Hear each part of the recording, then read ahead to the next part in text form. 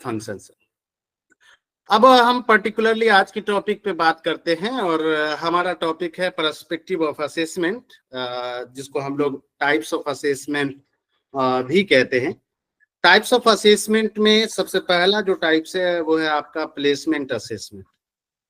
जी, वो है आपका प्लेसमेंट असेसमेंट। नाम सुना है आप लोगों ने प्लेसमेंट असेसमेंट का? नाम सुना है प्लेसमेंट असेसमेंट का? No sir. Yes sir. हाँ बताइए, क्या सुना है भाई ब्रजेश?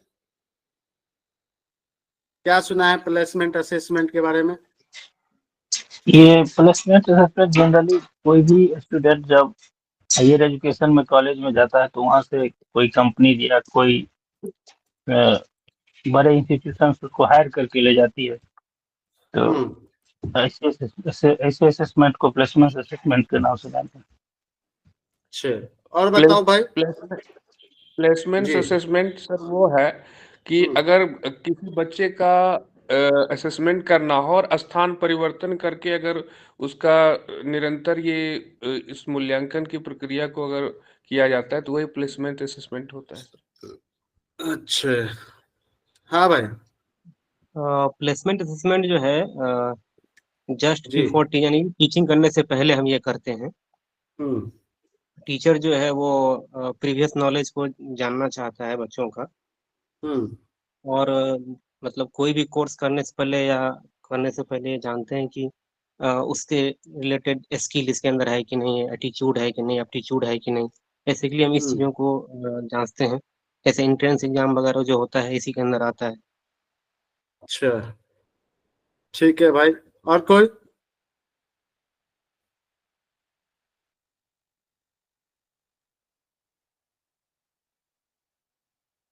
आपको एक चैट में क्वेश्चन गया है, क्वेश्चन दिख रहा है चैट में? एक क्वेश्चन क्या होगा, दिख रहा है? अरे क्वेश्चन दिख रहा है? नहीं है। सही से देखोगे तब ना दिखेगा भाई। अब नहीं आया सब चैट में? नहीं आया। पोस्ट तो कर दिया गया है। चलिए खैर, हो सकता है थोड़ा वक्त लगे। पोस्ट कर दिया गया है ना।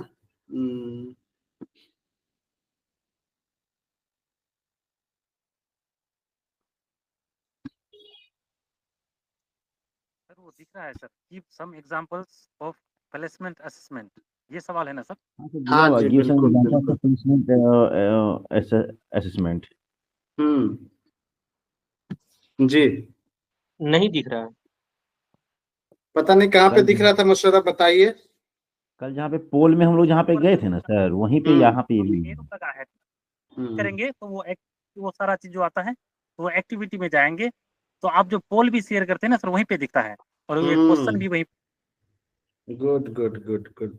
चलिए ठीक है, आप लोग एग्जाम्पल सोच के रखिए, जिनको जल्दी हो वहां पे एग्जाम्पल दे दीजिएगा। हम डिस्कस करते हैं, उसके बाद वापस मुड़ करके एग्जाम्पल की तरफ आएंगे, कुछ एग्जाम्पल कलेक्ट करेंगे। पहली बात प्लेसमेंट असेसमेंट से है। देखिए, प्लेसमेंट असेसमेंट से एक कॉमन सेंस ये लगता है कि प्लेसमेंट के लिए जो असेसमेंट होगा वो प्लेसमेंट असेसमेंट है। कहने का मतलब है कि हम किसी प्रोफेशन में जा रहे हैं, उस प्रोफेशन में जाने के लिए हमारे पास जो बेसिक नॉलेज होना चाहिए, जो बेसिक स्किल्स होनी चाहिए, वो है या नहीं है, इस बात को जानने के लिए जो असेसमेंट किया जाता है उस असेसमेंट को हम प्लेसमेंट असेसमेंट कहते हैं।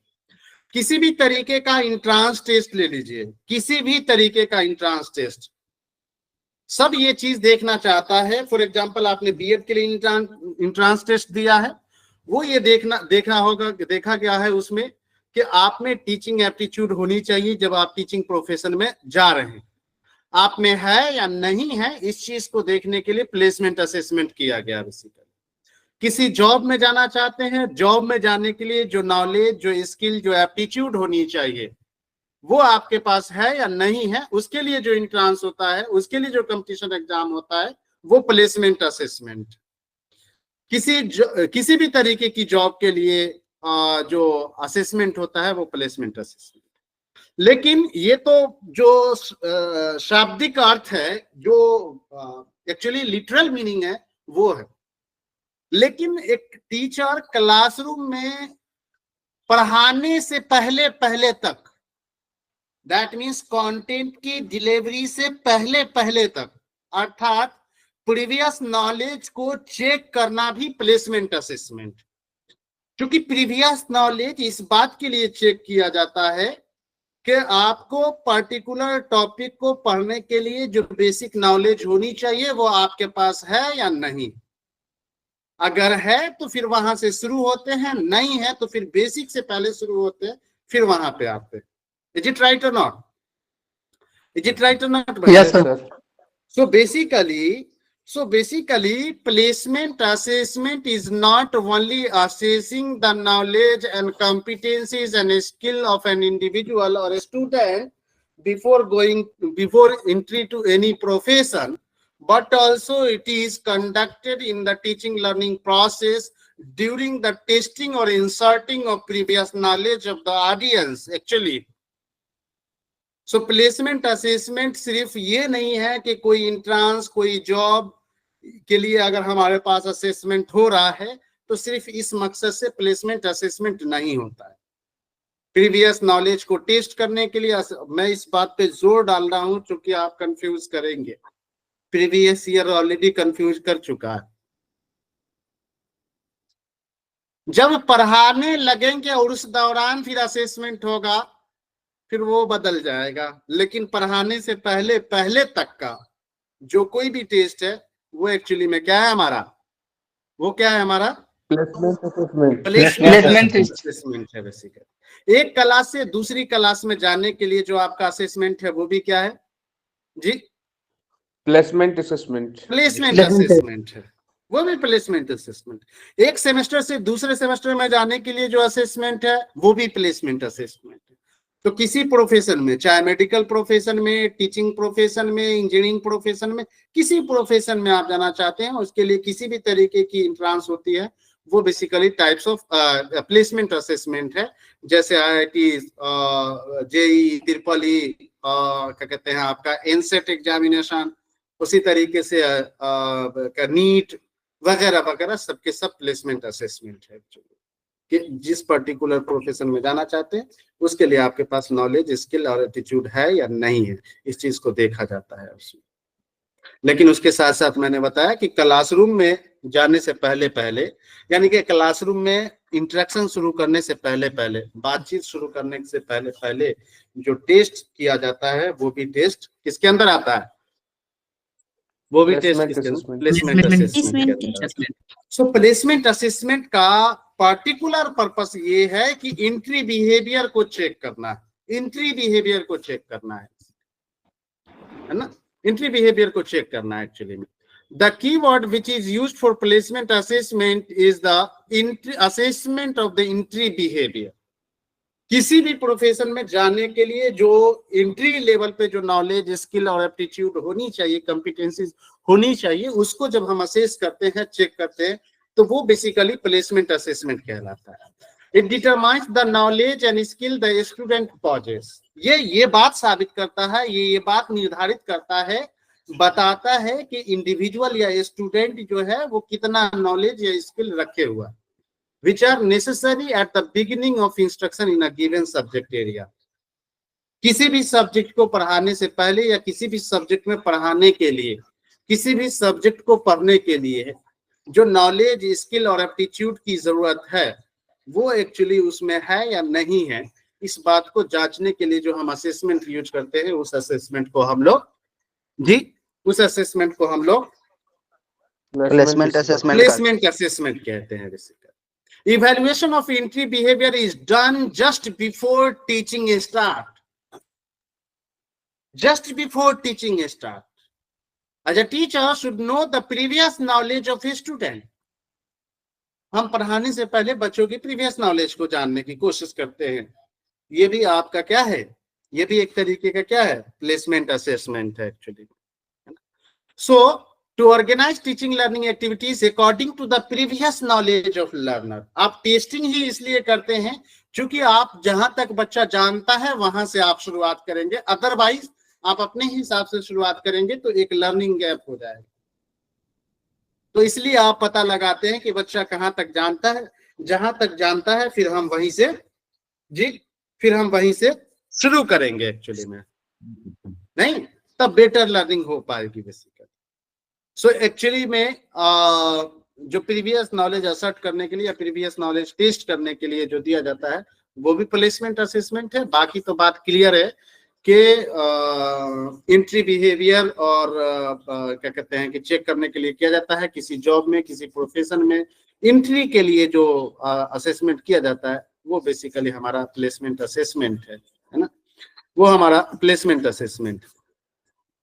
अब रही बात कि एग्जाम्पल की बात आप लोगों ने दी, बहुत सारे एग्जाम्पल इसमें से कई ने दिया। देखिए एग्जाम्पल का सिंपल मैटर है,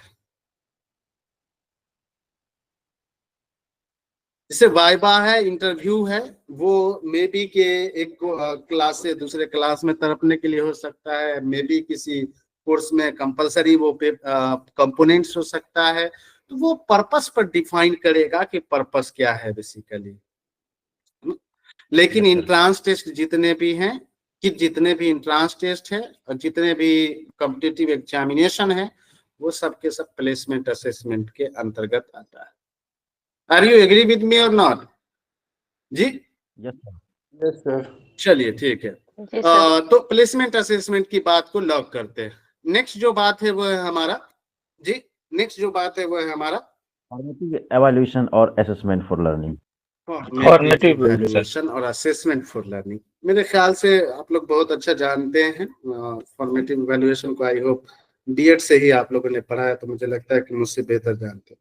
फिर भी बताइए, देखते हैं जी फॉर्मेटिव इवैल्यूएशन में क्या कुछ होता है, कब करते हैं? सर फॉर्मेटिव एवैल्यूएशन को शॉर्ट पीरियड में किया जाता है। जैसे कि एक महीने अगर हम एक चैप्टर पढ़ा दिए तो एक यूनिट टेस्ट ले लिए तो उसको कह सकते हैं फॉर्मेटिव एवैल्यूएशन। अच्छा। या तो फिर एक महीना हमने पढ़ाया है और उसको ले लिए एक टेस्ट के थ्रू चेक कर लिए इसे क्या लेवल है, तो वो फॉर्मेटिव एवैल्यूएशन में आएगा। अच्छा ठीक है, बाकी लोग बताओ भाई।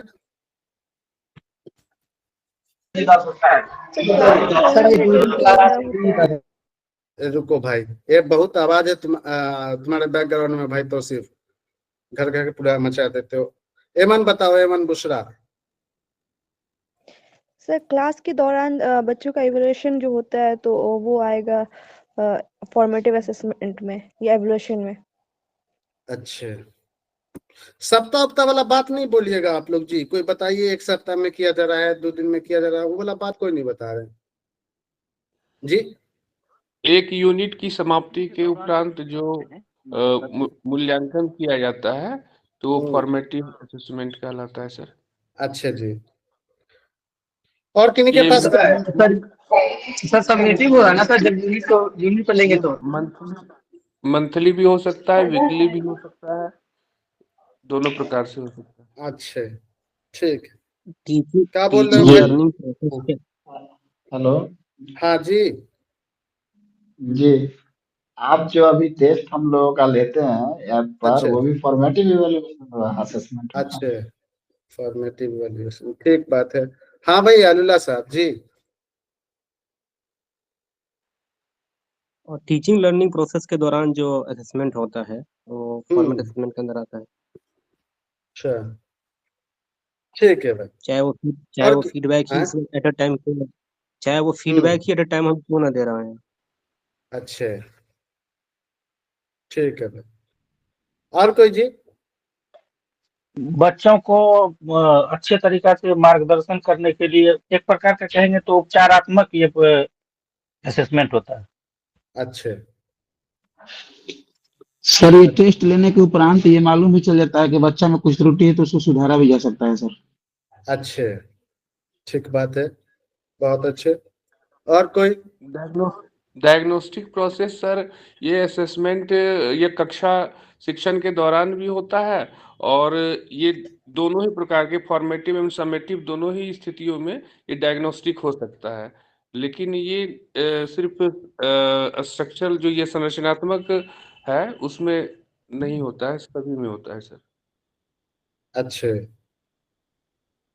अच्छा ठीक है। और कोई? जी सर प्रणाम। बोले सर फॉर्मेटिव इवोल्यूशन जो है सर, ये किसी भी एक यूनिट के पढ़ाने के बीच में, उसके बीच-बीच में उससे संबंधित जो पढ़ाया जाता है उससे संबंधित बीच में टेस्ट जो लेते हैं वो फॉर्मेटिव असेसमेंट के तहत आता है। इससे टीचर को यह भी पता चलता है कि जो हम छात्रों को पढ़ाया जा रहा है उसमें छात्र कितना % सीख रहे हैं, और इससे टीचर अपने पढ़ाने की स्थिति में भी और सुधार लाने का प्रयास करते हैं ताकि छात्र और अच्छा से समझ सके और छात्र में भी सुधार होता है, मूल्यांकन भी उनके साथ-साथ किया जाता है।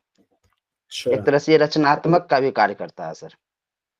अच्छा, ठीक है। फॉर्मेटिव और किसी को असेसमेंट से कुछ मुराद कहना है है? कि हाँ जी। Formative assessment sir during the process of learning, teaching and learning होता है सर। जब टीचर्स क्लासरूम में पढ़ाते हैं उस समय भी फॉर्मेटिव असेसमेंट होता है, जो असेसमेंट देते हैं, या वो जो यूनिट्स है उसको कंप्लीशन तक जो असेसमेंट करते हैं। अच्छा, हाँ भैया, बाकी लोग बताओ और कुछ है? जी सर, फॉर्मेटिव एवल्यूएशन जो होता है ये हाँ। पढ़ाई के दौरान होता है ताकि हम बच्चे को जान सके कि बच्चे एक्टिव है कि नहीं मेरे क्लास में, बच्चे कुछ सीख रहे हैं कि नहीं हमसे, हम जो पढ़ा रहे हैं वो उनको समझ पा रहे कि नहीं पा रहे, उसी के लिए हम उससे सवाल करते हैं बीच बीच में, उन्हीं को फॉर्मेटिव एवल्यूएशन बोलते हैं। चलिए ठीक है, आई होप कि सबके बात आ गए और तकरीबन बातें हो गई। देखिए सिंपल मतलब है, जब आप वर्ड रेफर करते हैं फॉर्मेटिव फॉर्मेशन से बना है, और फॉर्मेशन का मतलब है लर्निंग जब फॉर्म हो रहा हो, लर्निंग जब हो रही हो, लर्निंग की जब फॉर्मेशन हो रही हो, उस दौरान जो हम असेसमेंट करते हैं वो फॉर्मेटिव इवैल्यूएशन या फॉर्मेटिव असेसमेंट कहलाता है। दूसरे तौर पे हम लोग इस टर्म को यूज करते हैं असेसमेंट फॉर लर्निंग, है ना, assessment for learning, that means assessment during the formation of learning. जब लर्निंग हो रहा होता है उस दौरान, उस अवधि में किया जाने वाला assessment basically assessment for learning. Assessment for learning का मतलब ही है भाई assessment during the formation of learning. हाँ, जब लर्निंग फॉर्म हो रहा होता है, लर्निंग जब बन रहा होता है, लर्निंग हो रही होती है, उस दौरान जो असेसमेंट किया जाता है वो असेसमेंट फॉर लर्निंग है या फॉर्मेटिव इवैल्यूएशन। अब देखिए फॉर्मेटिव इवैल्यूएशन एक अलग इशू है, डायग्नोस्टिक इवैल्यूएशन एक अलग इशू है। ये हकीकत है, ये सच है कि फॉर्मेटिव इवैल्यूएशन का ही एक टाइप है डायग्नोस्टिक इवैल्यूएशन, लेकिन फॉर्मेटिव इवैल्यूएशन का पर्पस फीडबैक प्रोवाइड करना है ओवरऑल टीचिंग पे, यानी टीचर को, स्टूडेंट को, करिकुलम प्लानर्स को, रिसोर्स प्रोवाइडर को, हर किसी को फीडबैक प्रोवाइड करने का काम करता है फॉर्मेटिव इवैल्यूएशन।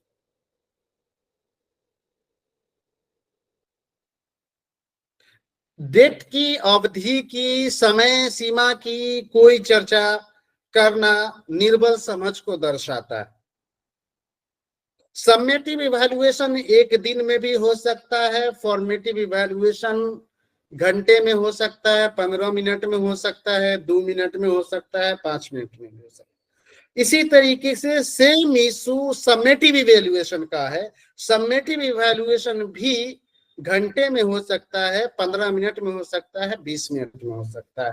कैसे? वो डिपेंड करेगा पर्पस के ऊपर, पर्पस क्या है। इसीलिए इसको पर्सपेक्टिव ऑफ असेसमेंट कहा जाता है। पर्सपेक्टिव डिफाइन करता है कि असेसमेंट जो हो रहा है वो फॉर्मेटिव है कि समेटिव है। क्योंकि फॉर्मेटिव की जब हम बात करते हैं वो साफ तौर पे डिफाइन करता है, क्लियरली मेंशन करता है कि फॉर्मेटिव का मतलब है assessment during the formation of learning. जब लर्निंग फॉर्म हो रही होती है, लर्निंग बन रही होती है, लर्निंग क्रिएट हो रहा होता है, उस दौरान जो हम असेसमेंट करते हैं वो फॉर्मेटिव असेसमेंट कहलाता है। फॉर्मेटिव असेसमेंट का पर्पस है ओवरऑल टीचिंग लर्निंग प्रोसेस पे फीडबैक प्रोवाइड करना बेसिकली। यानी किसी भी प्रोग्राम के कंप्लीशन के पहले, किसी भी पीरियड के कंप्लीशन के पहले, किसी भी यूनिट के कंप्लीशन के पहले, किसी भी टॉपिक के कंप्लीशन के पहले जो भी असेसमेंट किया जाता है वो बेसिकली फॉर्मेटिव इवैल्यूएशन या फॉर्मेटिव असेसमेंट कहलाता है। फॉर्मेटिव इवैल्यूएशन या समेटिव इवैल्यूएशन को कभी भी समय सीमा से, समय अवधि से डिफाइन नहीं किया जा सकता है, वो हमेशा गलत हो जाएगा।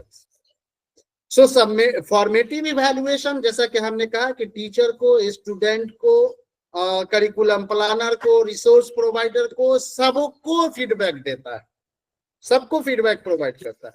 What the students are learning and what the teachers are teaching in the classroom. So formative evaluation ये बताने का काम करता है कि टीचर क्या पढ़ रहा है और बच्चे क्या सीख रहे हैं, बच्चे क्या सीख रहे हैं, क्या सीख रहे हैं, बच्चे क्या सीख रहे हैं और टीचर क्या पढ़ा रहा है बेसिकली।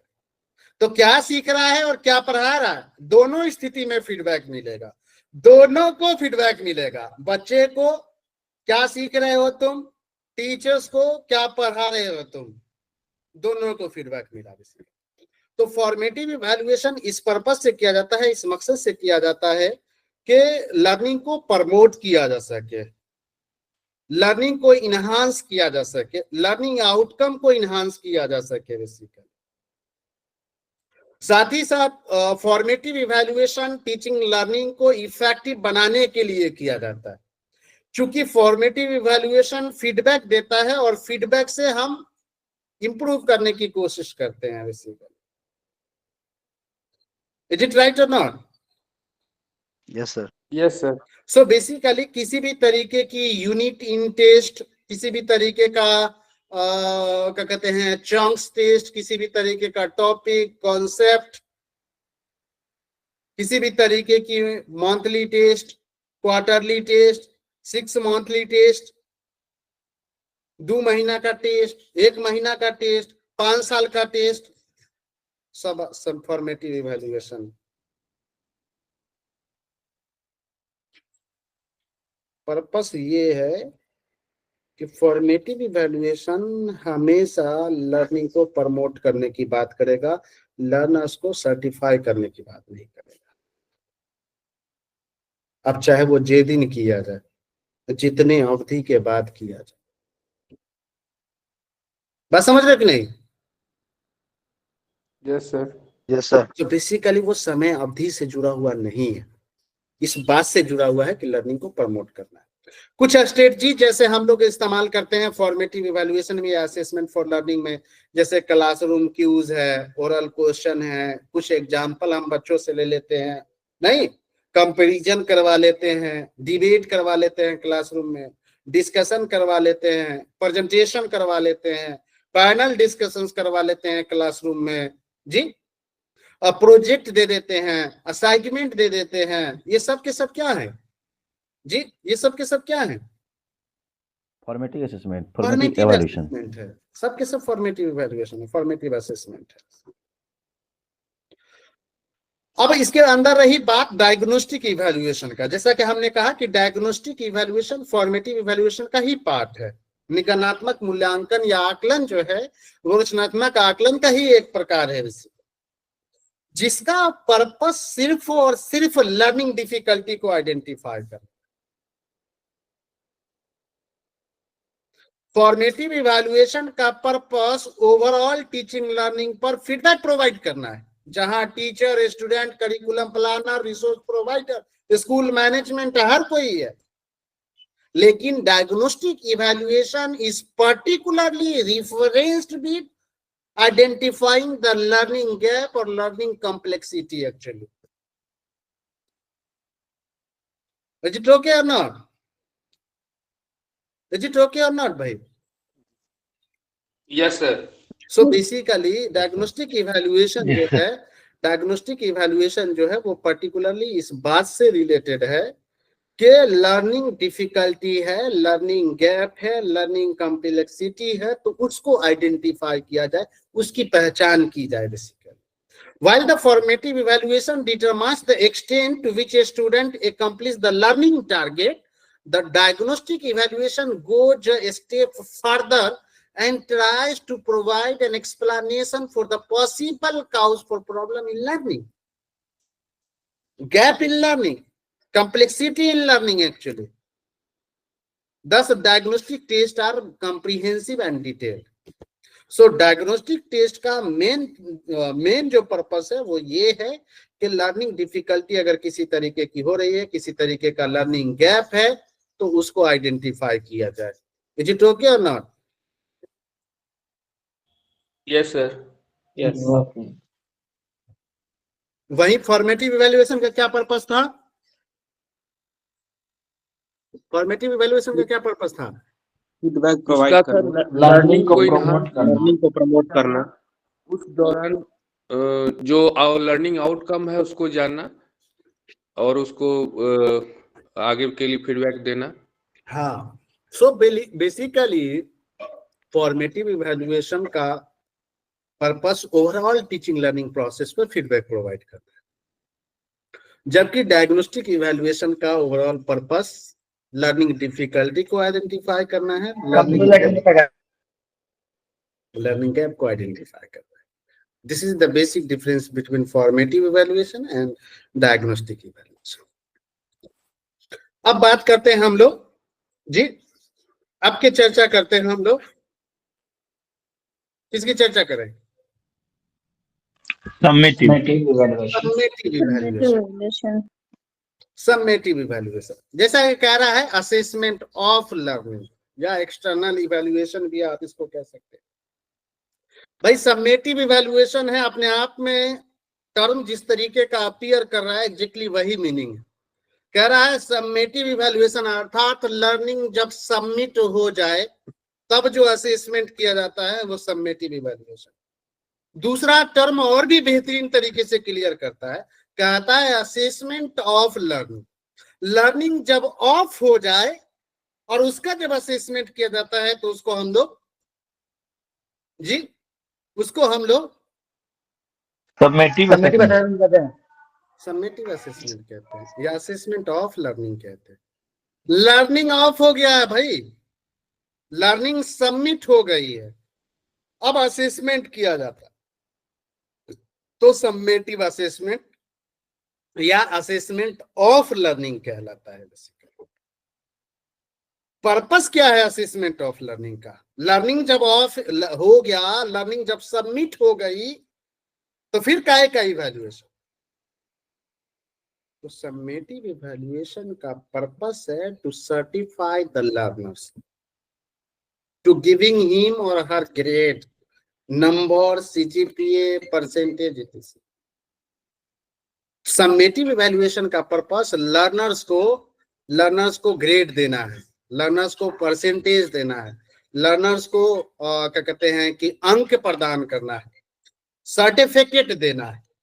इसीलिए लर्निंग के ऑफ होने के बाद हम लोग समेटिव इवैल्यूएशन करते हैं कि लर्नर्स ने कितना सीखा, लर्नर्स ने कितना सीखा, कितना अचीव किया.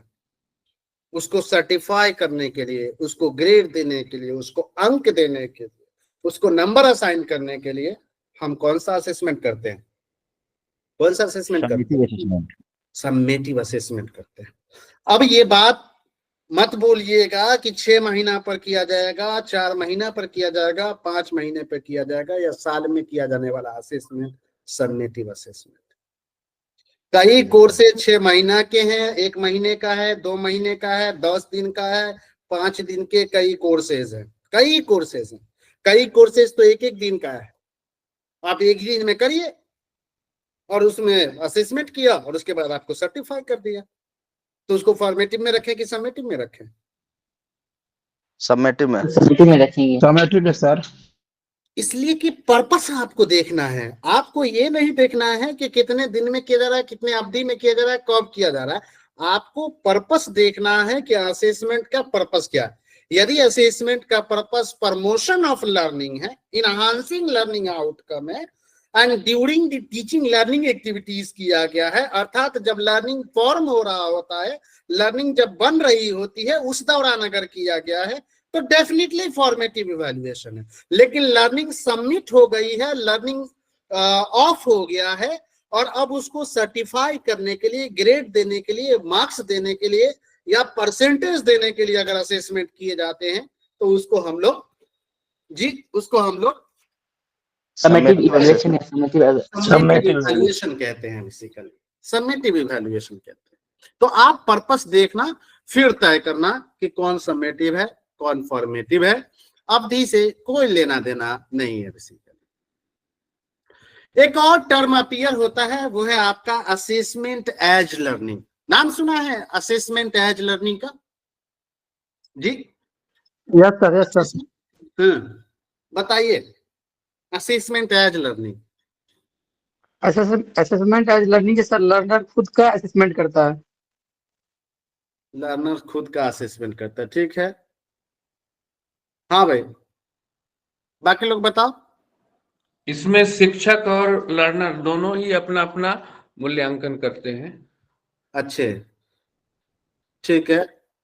और भाई छात्र अपने बारे में सोचता है, चिंतन करता है और उसके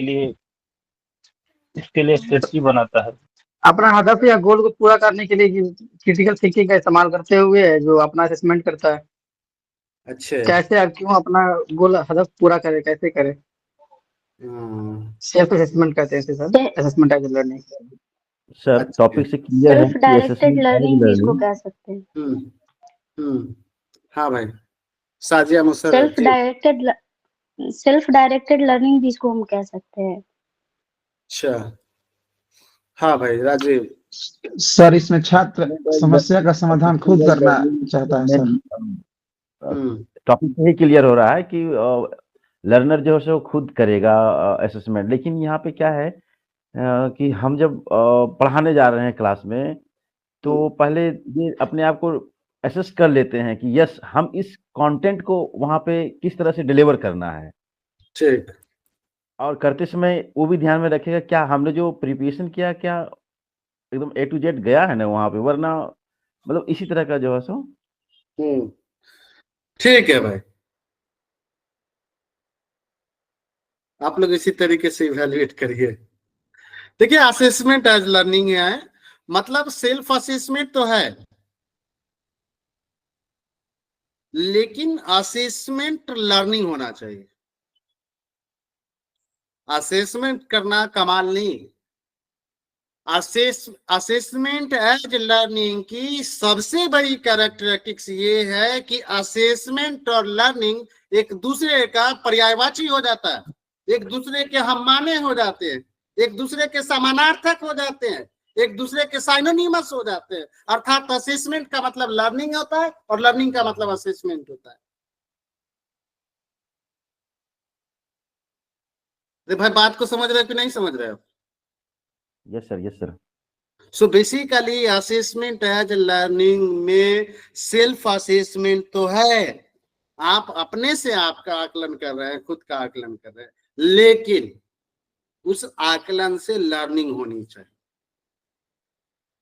जब भी इवैल्यूएट होगा उससे लर्निंग होना चाहिए, यानी लर्निंग और असेसमेंट दोनों में कोई डिफरेंसेस ना रह जाए। असेसमेंट लर्निंग का पर्यायवाची हो जाए और लर्निंग असेसमेंट का पर्यायवाची हो जाए, साइनोनिमस हो जाए। इवैल्यूएशन इस तरीके से करें कि हम सीख रहे हैं। हमारा कोई साथी कार चलाना जानता है,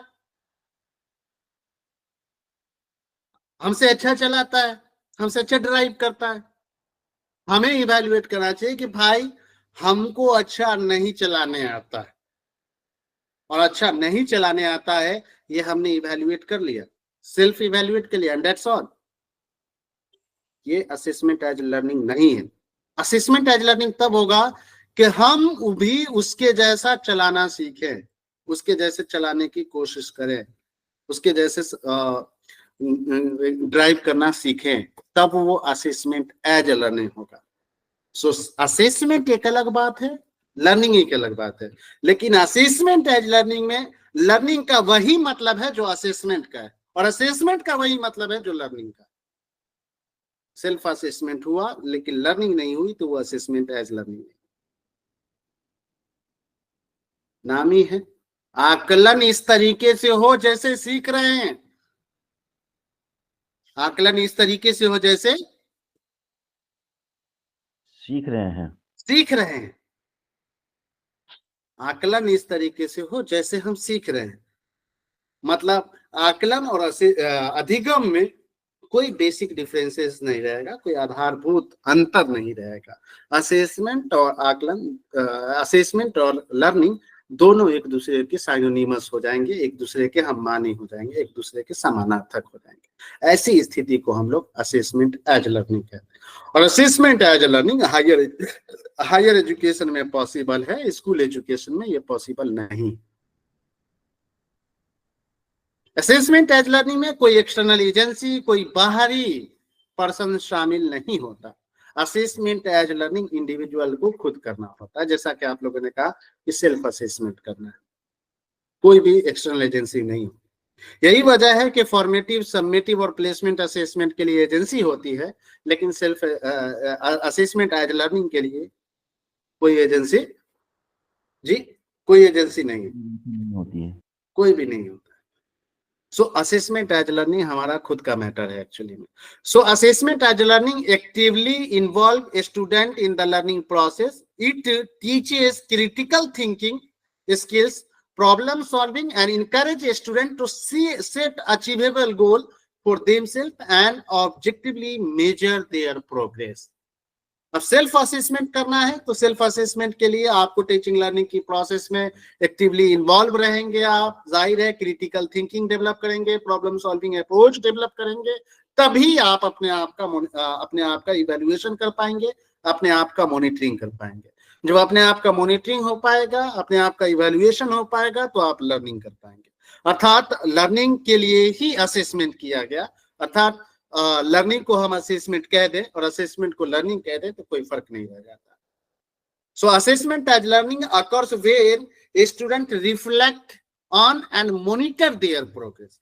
असेसमेंट एज लर्निंग उस परिस्थिति को रेफर करता है, उस सिचुएशन को रेफर करता है जब लर्नर्स अपनी प्रोग्रेस को, अपनी क्या कहते हैं कि परफॉर्मेंस को खुद से मॉनिटर करता है, बेसिकली खुद से असेस करता है और उसके माध्यम से सीखता है, उसके माध्यम से लर्निंग इनहांस करता है, तो वो असेसमेंट एज लर्निंग है बेसिकली, जिसमें लर्नर स्वयं शामिल होता है, टीचर स्वयं शामिल होता है। मतलब हर कोई अपने आप में शामिल रहेगा, किसी के लिए कोई दूसरी एजेंसी या कोई दूसरे पर्सन नहीं होंगे किसी को इवैल्यूएट करने के लिए। Are you agree with me और नॉट? जी यस सर। हाँ, ओके। नेक्स्ट है प्रोग्नोस्टिक असेसमेंट। नाम तो सुना ही होगा, प्रोग्नोस्टिक असेसमेंट का नाम सुना है? Prognostic assessment? No sir. Okay, इससे थोड़ा सा कम लोग वाकिफ होंगे। कोई भी सुना है किसी ने भी? जी जी सर, इसमें प्रिडिक्ट करते हैं, अनुमान लगाते हैं फ्यूचर का। बिल्कुल बिल्कुल एग्जैक्टली। जब हम कोई टेस्ट किसी पे अप्लाई करते हैं और अप्लाई करके बताते हैं कि आप अगर इस प्रोफेशन में जाएंगे तो ज्यादा सक्सेस कर पाएंगे, ज्यादा कामयाब हो पाएंगे, that is called prognostic assessment. Prognosis का मतलब ये है पेशेंगोई करना, अंदाजा लगाना, कयास आराई करना। अर्थात किसी की असेसमेंट की गई, किसी का आकलन किया गया और उसके बेसिस पे ये अंदाजा लगाया गया, अंदाजा लगाया गया कि आप किसी पर्टिकुलर फील्ड में जाएंगे तो ज्यादा कामयाब होने के चांसेस रहेंगे आपके। उसको हम लोग कहते हैं prognostic assessment.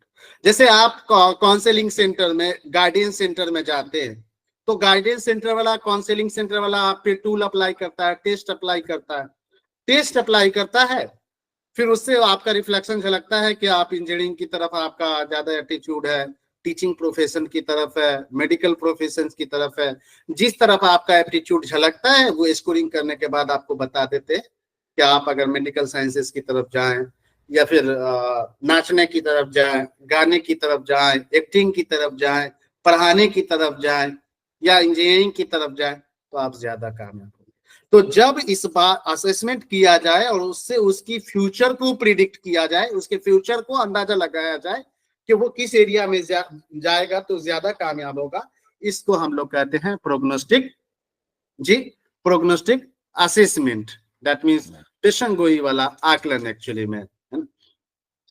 So basically, prognostic assessment act as a means of estimation and prediction of the future career। इसका इस्तेमाल ही इसलिए किया जाता है, प्रोग्नोस्टिक असेसमेंट का इस्तेमाल ही इसलिए किया जाता है कि आपकी फ्यूचर के बारे में, आपके फ्यूचर के बारे में बेसिकली अंदाजा लगाया जाए।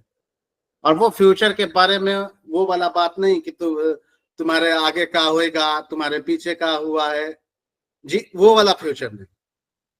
फ्यूचर ये वाला कि आप किस प्रोफेशन में जाएंगे तो ज्यादा कामयाब होंगे, किस प्रोफेशन में जाएंगे तो ज्यादा सक्सेस होंगे, ये वाला फ्यूचर है। बाकी तो सब ऊपर वाले की मर्जी है, जो भी करे। लेकिन यहाँ हम आपकी एप्टीट्यूड को देख करके अंदाजा लगाते हैं कि आप किस प्रोफेशन में जाएंगे तो ज्यादा कामयाब। जैसे कोई बच्चा बचपन से गाता है, अच्छा गाता है, तो आप लोग कहते हैं ना भाई कि तुम सिंगिंग की प्रोफेशन में जाओ तो अच्छा कैरियर होगा। इज इट राइट और नॉट जी? Yes sir. आर माधवन ने 3 इडियट देखे ना, आर माधवन का 3 इडियट।